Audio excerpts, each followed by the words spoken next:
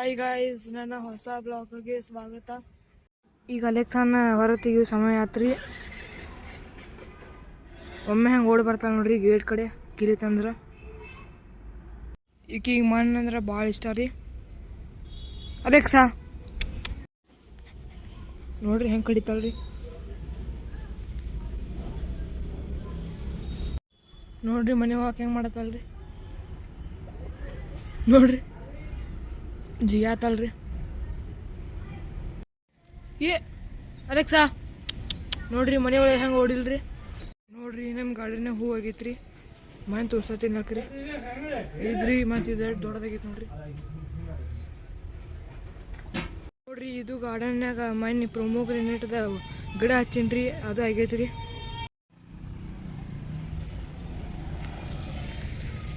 ನೋಡ್ರಿ ಇದೆ ರೀ ಪ್ರೊಮೋಗ್ರೆನೇಟ್ ಗಿಡ ಇದೆ ನೋಡ್ರಿ. ಎಲವೇರನು ಒಣಗಾಕತ್ರಿ ಸಾಕಸ. ಹೊರಗಡೆ ಬಿಸಿಲು ಐತ್ರಿ. ನೋಡ್ರಿ ನಮ್ಮ ಬೆಕ್ಕ ಒಳಗೆ ಕೂತೈತ್ರಿ. ಅಲೆಕ್ಸಾ ಹಾಕೊಂಡ್ ಸಮಯ ಆತ್ರಿ.